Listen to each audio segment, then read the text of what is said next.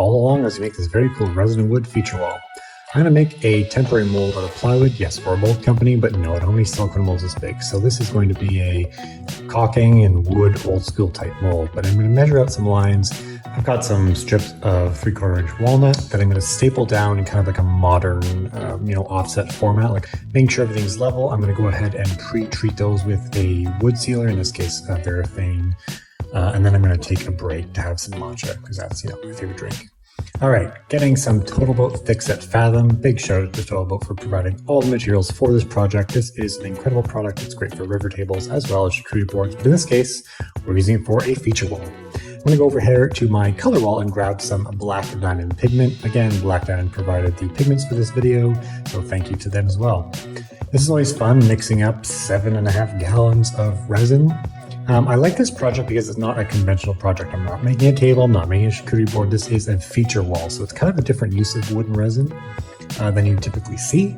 But anyway, what I'm doing here is just really carefully pouring that resin because I do not want to plane this. I do not want to sand it.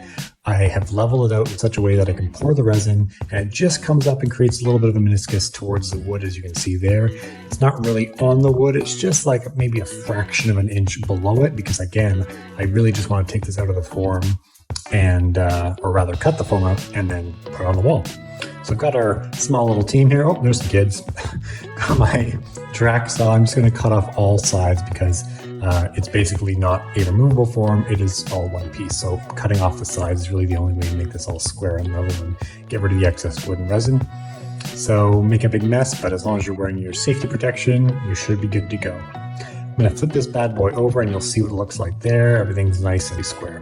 But yeah, there's a fly in the resin. My luck, right? Okay, what I'm doing here is I'm taking some 2x3s and 2x4s and making a frame because this is actually going against a concrete brick wall, but I've got that post there, so I actually need to set it out a little bit. So I'm essentially making this frame the distance of the posts so I can have something level to actually attach this thing to. And if you're wondering, this is part of our new section of our warehouse that we've been renovating. It's up in the upper loft floor. So we got one of our employees here helping me out to attach this to the frame. I'm just going to use some wood glue and some clamps and set it into place. I'm going to go back to the shop and get some walnut sides that I basically glued up together, and they're just 5.5 inch by 3/4 inch walnut that I've glued up, sanded, and sealed up with some Veraphane.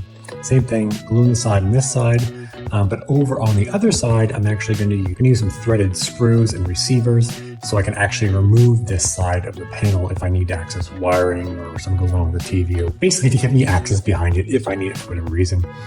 Got your standard run-of-the-mill tilting nut from Amazon, and I've pre-drilled a hole so I can run my cables through, and I'm just using a 2.5 inch desk grommet and just gluing that in place, taping it so it can stay, and boom, beautiful TV in place. I think this is a 50 inch with some fancy Crafts Elements logo. Now I want to pay attention here to this table, which we didn't make, but Bart Custom Wood Products out of Pustlin Shear actually donated this table to us. They saw we were renovating the warehouse.